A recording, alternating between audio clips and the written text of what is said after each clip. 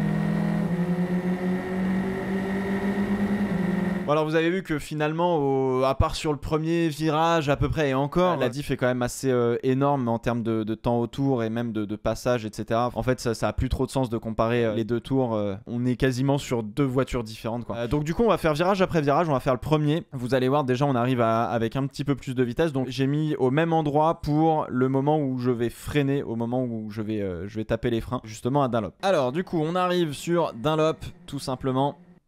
Alors oui, je vais être tout à fait honnête avec vous. À gauche, j'ai les 4 roues en dehors de la ligne blanche, track limits, pas de souci. Je me suis efforcé sur la session numéro 4 à justement faire attention à ce genre de problème. Le truc, c'est que le long droite avant le droite de Dunlop, il est légèrement courbé. Et en fait, le truc, c'est que au tout début, tu vas réussir à laisser ta roue intérieure sur la piste, dans les deux lignes blanches, enfin qui caractérisent la piste, tu préfères. Mais en fait, au fur et à mesure que tu vas te rapprocher de la grande courbe Dunlop pour prendre ton virage, bah en fait, tu vas naturellement te déporter un petit peu plus vers l'extérieur parce que tu veux prendre une petite marche supplémentaire pour pouvoir attaquer ton virage. Le truc, c'est qu'on se rend vraiment pas compte en fait de l'extérieur, mais quand tu arrives à 200 à Dunlop, c'est un vrai virage. Et en fait, tu as envie d'élargir au maximum pour mettre le moins de contraintes possible et pour éviter que tu mettes trop de volant, que tu perds l'arrière de la voiture ou ce genre de choses. Donc vraiment, dans la session numéro 3, les track limits, si je peux aller chercher légèrement presque le gravier, je le fais. Hein. C'est une question d'habitude à prendre, mais c'est vraiment pas facile au tout début parce que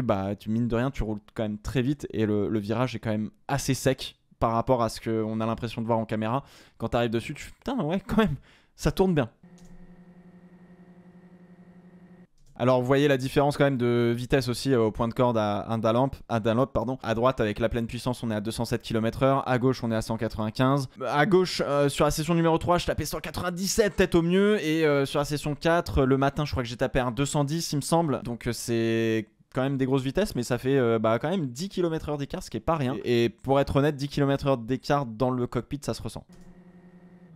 Alors le gros freinage, c'est assez simple, je freine plus tard sur la session numéro 4, j'ai commencé à prendre beaucoup plus de confiance sur l'attaque des freins, je mets plus de puissance aussi sur la pédale de frein, donc franchement ça se passe bien. Le reproche que Charlotte me faisait, c'est que effectivement en fait quand je vais attaquer le frein, j'ai encore de l'accélérateur. C'est très compliqué, j'ai vraiment du mal à vraiment retirer très vite mon pied de l'accélérateur pour aller sur le frein. J'ai tendance à écraser beaucoup plus vite la pédale de frein qu'à relever l'accélérateur. Donc du coup en fait c'est ça qui peut un petit peu bloquer ton train arrière ou en tout cas le déstabiliser d'une certaine manière parce que tu vas accélérer, freiner entre guillemets un petit peu en même temps. Donc ça peut te faire un petit peu glisser. Sur l'attaque des freins encore une fois, bon après tu relâches les gaz, normalement ça se passe bien. Le point de freinage, enfin vous le voyez très clairement, on a la petite bande blanche ici, là elle est beaucoup plus proche. Du coup j'arrive plus vite dans le virage. La vraie question c'est est-ce que j'arrive au point de corde pas en catastrophe, genre est-ce que j'ai pas freiné trop tard, mais est-ce que j'arrive au point de corde à la bonne vitesse ou en tout cas est-ce que j'arrive à prendre le virage. La réponse est plutôt oui, bon même si là... on peut le voir là, on a un peu mordu à l'intérieur. On attaque le point de corde à 100 km/h. En vrai, je pense que je peux grappiller 5 km/h, ce serait pas mal. Il y a encore un petit peu de vitesse minimale à emmener au point de corde. À gauche, pareil, finalement, je passe plus vite à gauche. Parce que en fait ça arrive plus lentement à moi, on est à des vitesses un peu entre guillemets moindres, le freinage, le temps de freiner, machin, de descendre les rapports, de se préparer à braquer, etc.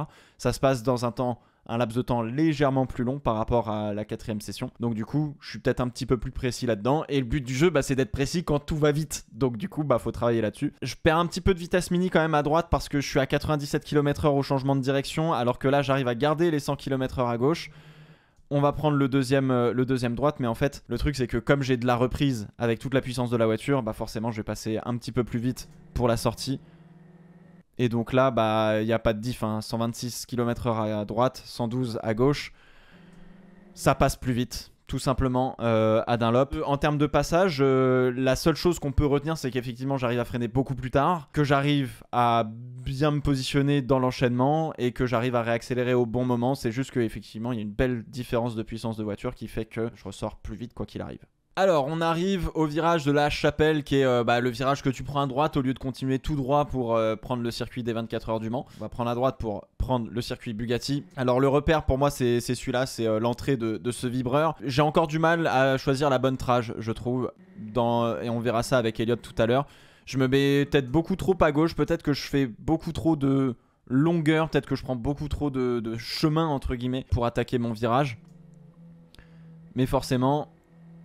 bah regardez, en termes de vitesse mini, et bah c'est à peu près la même chose au point de corde, hein. On est à peu près pas trop mal, donc il y a encore un petit peu à aller chercher, soit en vitesse minimale dans le virage, arriver avec plus de vitesse, ou en tout cas essayer de garder une vitesse plus élevée pendant le virage. C'est assez compliqué parce que mine de rien, j'étais quand même sur la limite du sous-virage avec la voiture pendant la 4ème session, là où je sentais que j'avais pas encore tapé tout à fait la limite sur la session numéro 3. Donc là, pareil, j'ai bien pris sur l'intérieur. J'ai trouvé qu'il y avait un petit rail, entre guillemets, à prendre sur la bande verte. Faut pas être trop gourmand avec, mais ça peut un petit peu aider, je pense. Et puis forcément, encore une fois, comme j'ai plus de puissance à droite, et bah, je vais ressortir du virage avec beaucoup plus de vitesse. Vous voyez, je suis déjà à 141, alors qu'à gauche, je suis à 135. Ça n'empêche pas que ça fonctionne bien, quoi. Alors, on arrive sur le virage du musée. Pareil, celui-là, ça y est, je commence à repousser beaucoup plus loin mon freinage. On arrive aussi un petit peu plus vite. Vous voyez que là, je suis déjà à 132 à gauche alors que je suis à 148, 150 pas loin à droite. Donc, il y a quand même un peu moins de 20 km/h d'écart, ce qui est pas anodin, on va pas se le cacher. Je pense que je braque encore peut-être un chouïa tôt par rapport à ce que je pourrais faire. En vitesse minimale, j'arrive à engager peut-être un chouïa plus de vitesse, même si, vous voyez, on est à peu près sur la même chose, hein, 98 à droite, 96 km/h à gauche. Il y a encore un petit peu de marge à aller chercher à droite en termes de grip, en termes de positionnement. Faut pas avoir peur de jeter la voiture. La voiture devient assez instable de l'arrière parce que c'est quand même un virage qui est assez serré. Donc quand on va jeter la voiture, généralement, l'arrière va vouloir se dandiner un petit peu. Donc faut trouver un petit peu la limite là-dessus. La réaccélération, elle se fait quand même plutôt pas mal. Et là, vous voyez, encore une fois, la différence de puissance que ça met, c'est que bah voilà, en sortie de virage, je suis à 140 par rapport à 131. La trage est pas trop mal. Peut-être que je plonge un petit peu tôt à la corde. Du coup, si je plonge un petit peu plus tard à la corde, je peux peut-être repousser un petit peu plus tard mon point de freinage. La vraie question, c'est où est-ce que je remets totalement les gaz, comment j'arrive à bien me positionner pour remettre les gaz et justement avoir cette belle lancée vers le garage vert, justement, où il y a derrière une belle ligne droite. Faut pas lésiner sur le bon positionnement dans le virage du musée pour être vraiment tip top en arrivant au garage vert, parce que là on a une réaccélération et on va gagner quand même pas mal de dixièmes intéressants. Alors on arrive au garage vert justement, et la ligne droite est pas si longue que ça, mais on arrive quand même à emmener quasiment 10 km/h de plus avec une voiture qui a 100% de la puissance. Pareil, le point de freinage, je freine vraiment plus tard pour le coup. Pas grand chose plus tard, mais je freine quand même plus tard et j'arrive avec plus de vitesse. Freiner plus tard avec plus de vitesse, ça veut dire que tu commences à être pas mal, quoi. Quoi qu'il arrive, faut vraiment bien se positionner là aussi pour la sortie, parce que derrière ce double droite, on a une grande ligne droite avec un léger freinage et une chicane rapide. Donc là pareil, il faut avoir une sortie de virage qui est vraiment tip top pour emmener le plus de vitesse possible. C'est un double point de corde, donc forcément sur le double point de corde, on peut louper un petit peu la corde à droite, la première corde. On peut aussi aller choper justement le vibreur intérieur. Il y a plusieurs trages possibles du moment que tu es bien positionné pour la deuxième corde. C'est un petit peu selon ton ressenti, selon le grip que tu as, etc. Donc quoi qu'il arrive, on est obligé d'emmener du frein avec du volant. Plus on va mettre de volant, plus il va falloir enlever le pied de la pédale de frein, parce que sinon on va bloquer la roue intérieure. Et là vous allez voir que mine de rien, je me fais un petit peu emmener à droite, parce que je me retrouve vraiment sur l'extérieur. Ma vitesse minimale est pas trop mal, parce que j'arrive quand même à garder ma vitesse minimale, mais du coup je fais un petit peu plus de chemin, alors qu'à droite je vais être un petit peu mieux placé. Par contre je vais avoir la même vitesse minimale. Donc la réaccélération, là pareil, on prend le point de corde. Alors normalement on met 2 roues sur la partie en vert, parce que t'as largement de quoi faire, tu vas pas te faire trop déstabiliser, normalement ça devrait aller. Là encore une fois on remet les gaz, je suis déjà à 95. Et dès qu'on va être sur le vibreur ici, vous voyez que je suis déjà à 120, quoi. Ça va très très vite. Donc encore une fois, faut garder la vitesse mini, remettre les gaz quand la voiture est positionnée pour qu'on puisse commencer à redresser le volant. Et puis derrière, on accélère. Là, ça accélère, quoi. Là, ça tartine. On arrive sur le chemin au bœuf. Alors chemin au bœuf, c'est le virage un peu gros cœur du circuit, parce que le but du jeu, c'est de freiner à la passerelle. Et freiner à la passerelle, ça arrive très vite. Et après, t'as une chicane gauche-droite avec un beau changement de direction entre les deux, où tu peux facilement perdre l'arrière de la voiture, parce que t'emmènes quand même pas mal de vitesse. Donc c'est assez technique comme freinage et comme virage. Donc on arrive, et en vrai, je suis pas mal. Que ce soit à gauche ou à droite, j'arrive à freiner un petit peu avant la passerelle, pas beaucoup avant, mais un petit peu avant la passerelle. Forcément j'arrive avec plus de vitesse de pointe, parce qu'on arrive à 200 et quelques, je crois, avec la pleine puissance de la voiture. On arrive à 190, 195 avec la voiture à 60%. Donc là, gros freinage, j'arrive à freiner un chouïa plus tard, mais vraiment ça joue à quelques centimètres, je dirais pas à 1 mètre ou 2, peut-être un petit peu moins. Gros freinage, là aussi il faut essayer d'emmener le maximum de vitesse minimale. Et finalement, bah, je passe à peu près à la même vitesse dans mon virage en session numéro 4 qu'en session numéro 3. Normalement, je devrais pouvoir passer un petit peu plus vite, mais j'arrive avec un peu plus de vitesse et je freine à peu près au même endroit, donc forcément, j'ai gagné déjà un petit peu de temps. Mais sinon, bah, pas ouf. Bon, là, encore une fois, hein, vous avez vu, les track limits sont des bof-bof sur les intés. Là, ça va. Dès que je remets gaz, bah, en fait, on passe la sortie, on va beaucoup plus vite quoi qu'il arrive. Et puis là, tu vois, je suis déjà à 156 alors qu'avant je suis à 144. Donc c'est quand même pas négligeable. Alors, on arrive au S bleu, si je dis pas de bêtises. Là, pareil, je pense que de session en session, j'ai pas mal repoussé mon point de freinage, notamment sur la 4ème session. Forcément, on arrive avec un petit peu plus de vitesse. Ah, je freine peut-être un petit peu plus tôt, ou en tout cas, je freine plus fort à droite. Je suis un petit peu plus à l'intérieur dans ma 3ème session. Là, j'ouvre un petit peu plus pour essayer de replonger. Alors, c'est assez surprenant parce qu'on va inscrire la voiture et on va avoir naturellement un petit sous-virage avant que le train avant regrippe un peu plus pour pouvoir tourner grâce à un léger banking. Donc, il faut apprendre à se servir de ça. Faut pas avoir trop peur de balancer la voiture et qu'on ait un peu de sous-virage dedans en entrée. Et après, en fait, on va regripper un petit peu. La trage, elle est quasi similaire ici. J'arrive peut-être avec un petit peu plus de vitesse dans le changement de direction. Changement de direction, je le fais à peu près au même endroit, donc ça bouge pas trop. C'est juste que j'ai 6 km/h de plus, donc forcément ça va jouer. Et là, le but du jeu, c'est une fois qu'on a relâché, on a passé la charge sur les pneus avant, donc on va avoir du grip. Donc l'arrière va devenir très vite un petit peu léger. Et le but du jeu, c'est d'essayer de remettre du gaz, j'allais dire presque le plus tôt possible, mais pas trop. Faut juste jauger ce qu'il faut pour rebalancer de la charge à l'arrière, asseoir un petit peu le train arrière pour le calmer. Et en même temps, essayer de ne pas provoquer trop de sous-virage et pas d'enlever trop de charge à l'avant, entre guillemets, pour éviter d'aller tout droit, quoi. Donc là, pareil, on lâche l'axel. Et dès qu'on va commencer à s'approcher un peu du vibreur, on va pouvoir remettre un petit peu les gaz. Vous voyez, là, je commence déjà à remettre les gaz sur la session numéro 4. Et du coup, bah, ma vitesse mini, elle est à 116, 117 à peu près. Et en fait, on est un petit peu sur une espèce de petite butte. Pas grand chose, tu vois, mais la voiture est légèrement délestée, donc elle est assez légère. On peut un petit peu guidonner, entre guillemets, tu vois, donner des petits coups de volant et juste gérer la réaccélération et en fait laisser tranquillement la voiture faire sa vie sans trop la brusquer. Vous voyez, je suis déjà en train d'ouvrir le volant alors que ici on est toujours un petit peu trop à l'intérieur. C'est un petit peu plus loin qu'on va commencer à ouvrir le volant. Je suis à 108, je suis à 117. Je passe forcément un petit peu plus vite. Et là, quand on est sur le vibreur, bah, on est déjà à 135, quoi. Donc pareil, ça va très vite.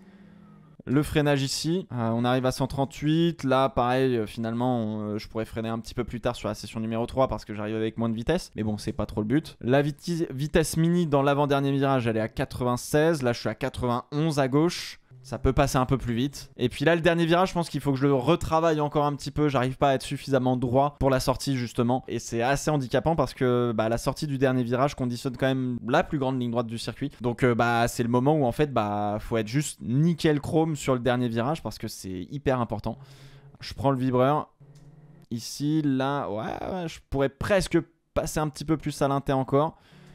Mais vous voyez qu'en fait on peut vite se faire un petit peu déstabiliser. Je prends un léger survirage, pas grand chose, mais ça va me faire perdre du temps quoi qu'il arrive sur toute la ligne droite. Donc ça veut dire que forcément j'avais un petit peu trop de volant. Donc ça veut dire que je pouvais ouvrir encore peut-être un chouïa plus mon virage en entrée pour essayer d'être un petit peu plus débraqué au moment du point de corde et au moment de sortir du virage.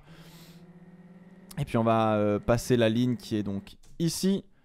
À 153 à droite, à 150 et quelques à gauche. Donc en fait finalement j'ai perdu pas mal de réaxel avec ce survirage. Donc ouais, ça fait une différence. À gauche c'était 1,48,2 je crois, le meilleur temps que j'avais fait. Et à droite c'était 1,43,2. Ouais, il y a à peu près 5 secondes d'écart entre les deux tours. Ce qui est assez phénoménal mine de rien, ce qui est assez violent. Ce qu'il faut savoir en fait, ce qui est assez troublant, la voiture va plus vite. Elle n'est pas spécialement plus difficile à conduire, je dirais même que c'est presque l'inverse. Elle est plus prévisible ou en tout cas, tu sens beaucoup plus la voiture vivante, beaucoup plus le train arrière, etc. Donc en fait, c'est presque plus simple parce qu'elle ne va pas te surprendre d'un coup sec. Elle ne va pas d'un coup sec partir en tête à queue ou quoi que ce soit. Elle va vraiment être plus gentille, je trouve, que si on a la voiture à 60%, ce qui est assez contre nature, entre guillemets. Et puis, dernière chose, pour terminer là-dessus, c'est que les lignes droites passent plus vite, vu qu'on va plus vite, les lignes droites passent plus vite. Du coup, le temps de récupération dans la ligne droite où justement tu peux un peu te poser, ce qui est assez là aussi contre nature entre guillemets, parce que c'est là où tu vas le plus vite. Dans les lignes droites, c'est le moment où justement faut reprendre sa respiration, respirer, calmer un petit peu le rythme cardiaque, etc. avant de réattaquer les enchaînements de virages où tu vas solliciter beaucoup plus ta concentration, ton cerveau, etc. Donc c'est le moment où en fait faut se poser, etc. Et en fait, on a beaucoup moins de temps de récupération dans les lignes droites par rapport à avant parce que ça passe un petit peu plus vite et honnêtement, ça joue quand même pas mal. Allez, on passe face au pilote professionnel, mesdames et messieurs. Alors, professionnel, peut-on dire qu'il est professionnel?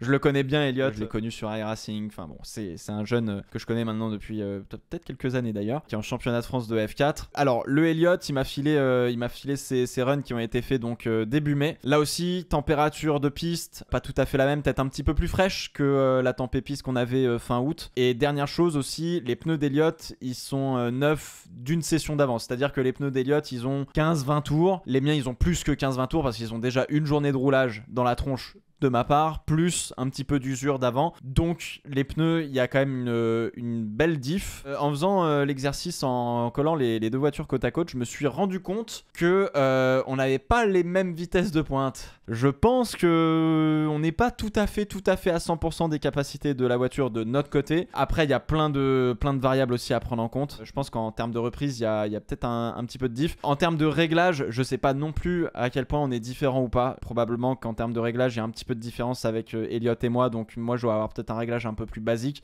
Elliott doit déjà avoir un réglage peut-être un petit peu plus affiné, entre guillemets, notamment sur tout ce qui est réglage de la suspension. Accessoirement, il y a le talent du pilote, on va pas se le cacher. Lui, il a fait du karting depuis qu'il est gamin. Il est en championnat de France F4. Il connaît beaucoup mieux la voiture que moi. Donc voilà, il y a une diff de talent quoi qu'il arrive là-dessus, je pense. Ça, c'est tout à fait normal. Puis il y a une différence aussi d'habitude de connaître un petit peu plus les limites de la voiture. Donc, les deux on-board d'un coup sec. Puis après, on s'en reparle.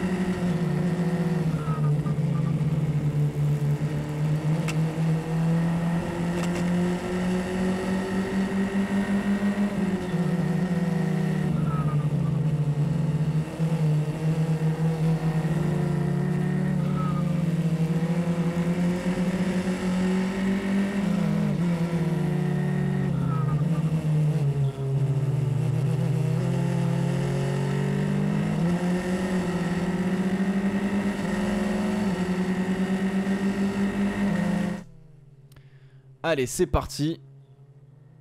Je commence bien avant. Déjà sur la ligne, je suis à 153. Il est déjà à 150, il est même pas sur la ligne. Donc 1, il sort mieux du dernier virage que moi, ça c'est sûr. 2, les pneus doivent probablement un peu plus l'aider. 3, le fait que peut-être les conditions de piste, dans son cas, je me rends pas compte si elles sont trop fraîches par rapport aux pneus. Je sais pas, plus le pilote, plus les réglages de la voiture. Donc voilà, tu vois... Il y a énormément de variables, tu peux pas comparer en mode ouais ils ont la même voiture, let's go quoi. Il y a plus que ça. Alors, on arrive, j'ai mis, je sais plus c'est quoi le repère, je pense que le repère c'est le freinage. Mais tu vois, là déjà, il est à 212. Je suis difficilement à 200. Donc forcément, il va me rattraper. Point de corde. On est à 207, lui il est à 220, donc c'est quand même pas mal. Il met la roue légèrement sur le vibreur. Ce qu'il faut savoir, c'est qu'à l'intérieur du vibreur, là, Dunlop, il y a un léger petit creux. Et vraiment, j'ai pas trop envie d'y aller parce que j'ai un peu peur, c'est que ça fasse le rail qui t'emporte dans le mur à droite, quoi. Il freine... je me rends pas compte, il freine... Il arrive un peu plus vite. J'ai l'impression de freiner plus tard que lui, mais je suis pas sûr.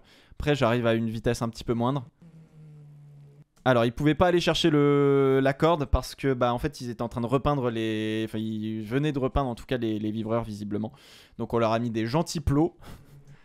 Vitesse mini à gauche, on est à 100 km/h. Je pense que sur un tour où il peut mordre un peu à l'intérieur, je pense qu'il est à 105, 106 à l'inté.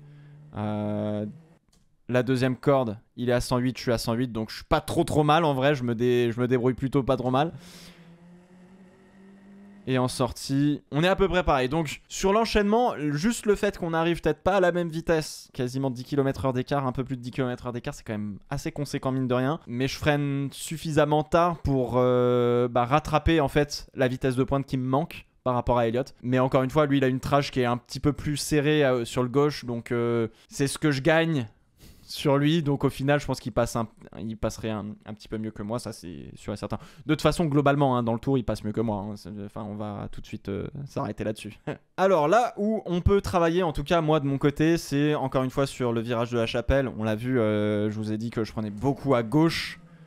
Lui il n'hésite pas à se retrouver un petit peu plus milieu de piste, à freiner avec peut-être un petit peu plus de volant. Il arrive aussi un petit peu plus vite que moi, donc il freine un peu plus tard, donc il met un plus gros coup de frein. J'ai vraiment beaucoup de mal, c'est un freinage en appui, il y a plusieurs trages possibles, j'ai l'impression. J'ai encore du mal à trouver mes repères là-dessus. J'ai trouvé quelque chose qui me convenait à peu près sur mes derniers runs en session 4. C'est ce qui me paraît être le plus naturel en tout cas pour moi. Est-ce que c'est le plus rapide? Je pense pas. Ah pareil tu vois, et alors il perd légèrement la voiture en entrée parce que mine de rien, là, encore une fois l'arrière est assez léger. On met quand même pas mal d'angles de volant. Il est obligé là aussi d'éviter de prendre trop à l'intérieur pour rouler sur le vibreur. Mais déjà là, tu vois, en vitesse minimale, il est à 115 à peu près. Quand moi, je vais être à 115 à la corde-corde, tu vois. Alors que lui, il n'est pas à la corde-corde. Lui, il est un petit peu plus large. Donc bon, là aussi, je pense qu'il y a peut-être aussi une diff de performance des pneus. Enfin, en tout cas, ça peut quand même pas trop mal se voir ici. Mais il rentre mieux que moi dans le virage. Il reste en 4ème. Moi, je mets en 3 pour essayer d'avoir un petit peu plus de relance en sortie. En fait le but du jeu c'est ce que je disais avec Charlotte, c'est que si on reste en 4, j'ai peur de pas avoir assez de reprises et de provoquer un petit peu trop de sous-virage parce que je vais avoir naturellement envie de garder un peu plus de régime moteur, alors qu'en 3 ça permet peut-être de faire un petit peu plus pivoter la voiture et de réaccélérer un petit peu plus droit, quoi, d'avoir une trajectoire un peu plus en pointe que arrondie grosso modo. Donc là aussi ça dépend un petit peu. Alors, on arrive au virage du musée. Là, pareil, il arrive avec un chouïa plus de vitesse que moi. Et vous voyez que lui, il garde longtemps la voiture sur la droite. Il va vraiment plonger un petit peu plus tard que moi. Il va avoir la chance de pouvoir reprendre un petit peu le vibreur. Mais du coup, en fait, moi, je suis trop à l'intérieur au début. Le fait d'être trop à l'intérieur pendant un petit peu plus longtemps que lui, ça va faire que je vais baisser un petit peu plus ma vitesse mini ou alors que je vais garder de la vitesse minimale un petit peu trop longtemps par rapport à lui. Donc là, on arrive à être à 198. Lui, il arrive à garder justement une trajectoire peut-être un petit peu plus ouverte et être à 106, 107. Donc bah forcément, là, il y a 6-7 km/h d'écart. C'est pas anodin. Là, pareil, ça fait une petite diff. Et ça va se voir un petit peu en sortie où là, ouais, il est déjà à 147 et je suis à 140. Donc en fait, sur cette ligne droite en particulier, je pense qu'il va réussir à garder 7-8 km/h de plus que moi en arrivant au freinage. Ce qui fait que 7-8 km/h, c'est quand même pas rien, quoi. Je me rends pas compte de combien de dixièmes c'est, mais c'est beaucoup. Alors, on arrive. Qui freine le plus tard? Qui freine le plus tard? Oh punaise, c'est lui qui freine avant. Bon alors par contre il a... Ouais, ah ouais putain, il freine plus tôt que moi, dis donc. Intéressant ça. On l'a vu sur le tour d'avant, c'est que je finis quand même un petit peu dans les choux. Enfin, je vais mourir tranquillement sur le vibreur extérieur. On va voir où est-ce que lui il termine. Mais en tout cas, j'arrive à faire un bon freinage. Là pour le coup, je suis assez content. Alors vous voyez, il va plonger un petit peu plus à l'intérieur. J'arrive avec finalement 2 km/h de plus que lui, mais je suis un petit peu trop sur l'extérieur. En fait, j'emmène peut-être un chouïa trop de vitesse en entrée, ce qui fait que moi, je vais finir complètement à l'exté, pendant que lui, il va finir à peu près milieu de piste. Vous voyez qu'il remet les gaz quand même beaucoup plus tôt, donc il va pouvoir peut-être emmener plus de vitesse en sortie, tout simplement. Là, il est sur le vibreur à 100 km/h. Moi, je suis que à 90. Parce que lui, il a déjà remis du gaz. Ça fonctionne bien. Non, ça fonctionne bien. Il arrive à emmener plus de vitesse en sortie de virage, tout simplement. En fait, c'est plus ouais, une sorte d'erreur de ma part d'aller un petit peu trop à l'extérieur. Je pourrais garder un petit peu plus milieu de piste avec à peu près la même vitesse. Donc, ça sert pas spécialement à grand-chose de freiner plus tard si c'est pour mal te positionner. Donc, du coup, réaccélérer moins bien. C'est bien de freiner tard, mais il faut freiner tard pour justement arriver au bon endroit pour parfaitement positionner ta voiture, pour parfaitement réaccélérer et donc du coup gagner du temps, parce que là bah, il me met 10 km/h dans la vue en sortie de virage quoi. Alors que si j'arrive à freiner comme lui, probablement qu'on est un petit peu plus proche. Allez, on arrive au chemin au bœuf. Il arrive à 210, j'arrive à 200 à peu près. Ça fait 10 km/h d'écart. C'est ce qu'il a emmené de plus en sortie de virage, tout simplement. Ça s'explique là-dessus. La réaccélération, le positionnement de la voiture. Il arrive à emmener ses 10 km/h de plus que moi, donc forcément, bah, ça me coûte du temps autour. Ah, là aussi, je freine un chouille plus tard. Punaise. Chouille plus tard. Par contre, lui descend un petit peu moins descend un peu moins la vitesse de la voiture. Alors bon, track limits, on en reparlera, mais tu vois, lui il passe à 135, je passe à 120. Donc il y a quand même 15 km/h d'écart dans l'entrée de virage, c'est énorme. C'est énorme, 15 km/h d'écart, les gars, je sais pas si vous vous rendez compte, mais c'est quand même assez colossal. Donc ouais, écoutez, là pour le coup, c'est à moi de mieux faire le job, de passer avec un petit peu plus de vitesse, ça va aussi dépendre un petit peu des pneus, forcément. Avoir des pneus qui sont un petit peu plus neufs, qui ont un peu plus de jus, bah ça va t'aider justement à avoir ça. Des pneus qui sont en fin de vie, entre guillemets, bah forcément ça va glisser un petit peu plus, ça va être un petit peu plus compliqué. Donc ouais.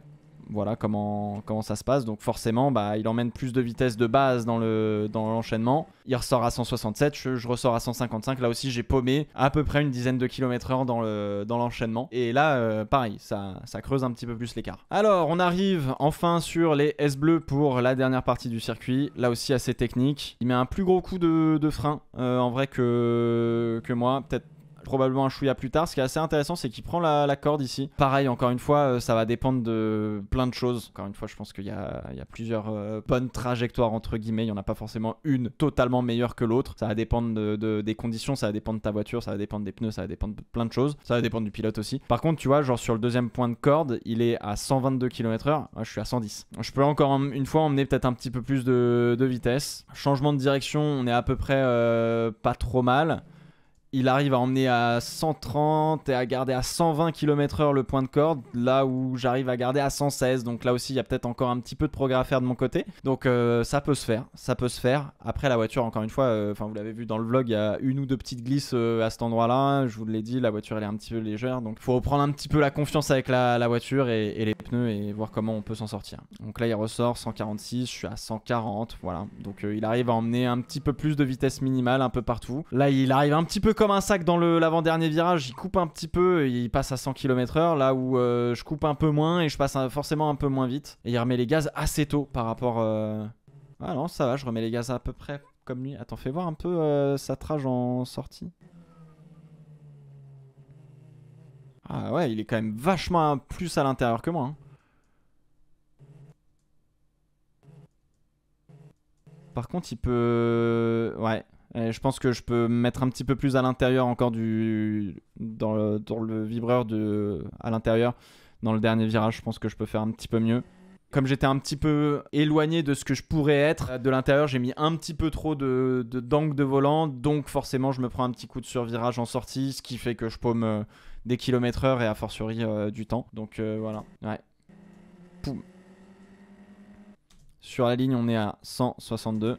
Sur la ligne, je suis à 153. 10 km/h d'écart. Grosso modo, pour résumer, j'ai 10 km/h de moins que Elliott Véron en championnat de France F4. Encore une fois, je vous le rappelle, il y a plein de variables différentes qui expliquent plein de choses différentes. Il y a forcément le talent du pilote, il y a forcément l'état des pneus, forcément les conditions de piste, forcément la voiture en elle-même et ses réglages, le plein de carburant. parce que ça se trouve j'avais le plein, lui il l'avait pas, ou vice versa, tu vois. Ça se trouve il pourrait me mettre encore plus une pilule parce que peut-être qu'il était lesté ou ce genre de choses. Donc ça demande encore une fois de bien tout pondérer et de dire bon bah voilà, on n'avait pas du tout exactement la même voiture, donc en termes de comparaison on peut essayer de comparer 2-3 choses, on peut essayer d'en tirer 2-3 conclusions, mais on peut pas d'un point de vue affirmatif, déclaratif même dire lui il est meilleur qu'un tel. Et ça pour n'importe quel autre pilote. Et ça veut pas dire que je suis meilleur que Elliott ou que Elliott est meilleur que moi. On n'a pas tout à fait les mêmes choses. Il y a des choses que je fais bien, d'autres choses qui fait clairement mieux. Même dans l'ensemble, il fait beaucoup de choses bien mieux que moi. Mais je suis assez content parce que mine de rien, globalement, je suis assez proche de ce que lui fait. Sauf que je fais moins vite que lui, ce qui fait que bah forcément, je perds du temps autour. Son temps, c'était un 38,5 de mémoire, quand moi, c'était un 43,2. Donc là aussi, vous voyez, il y a quand même 5 secondes d'écart. Encore une fois, ça s'explique par plein de variables différentes, mais il y a quand même 5 secondes d'écart et il y a du boulot. Il y a du boulot. Est-ce que j'arriverai à arriver à son niveau? Non, je pense pas. Très clairement, il me faut encore des journées de roulage, il faut que j'ai des pneus neufs, il faut que j'expérimente encore plein de choses dans la voiture, donc non, c'est pas comme ça que ça se passe. Voilà, mesdames et messieurs, vous avez eu ce petit comparatif. J'espère que ça vous a plu, que vous en savez peut-être un petit peu plus sur justement où est-ce qu'on se trouve en termes de performance, ou en tout cas avec la voiture qu'on a, ce qu'on est capable ou pas de faire. Donc écoutez, on verra le jour de la course, hein. Les chronos ils tomberont, on verra le jour de la qualification, etc. Sachez que quoi qu'il arrive, je crois que pour la qualif du Grand Prix Explorer, on aura des pneus neufs, sachant que les pneus neufs, j'en parlais avec des mécanos de la FFSA, tu peux compter un 2 secondes de mieux autant autour en début de vie par rapport à des pneus qui ont déjà roulé. Donc 2 secondes c'est énorme. Alors je me rends pas compte, ça dépend du circuit, ça dépend de la voiture, ça dépend de plein de choses encore une fois, mais grosso modo on a quand même beaucoup plus de jus dans les pneumatiques. Aussi le truc c'est que pour faire chauffer des pneus neufs c'est plus compliqué que faire chauffer des pneus qui ont déjà vécu, parce que comme en Formule 1 t'as un petit peu de paraffine par dessus, et puis c'est la première fois que le pneu va commencer à monter en température vraiment, etc. Il y a le challenge de faire chauffer les pneus neufs, qui vont demander probablement plus que 1 tour ou 2 à chauffer, et il paraît que c'est quand même une belle patinoire les pneus neufs, donc on verra ce que ça donne. En tout cas normalement on devrait pouvoir s'en sortir, j'espère. Voilà, sur ce merci à toutes et à tous d'avoir regardé cette vidéo, j'espère qu'elle vous a plu, et puis d'ici là on se donne rendez-vous pour d'autres prochaines vidéos et le GP Explorer bien évidemment. Ciao ciao.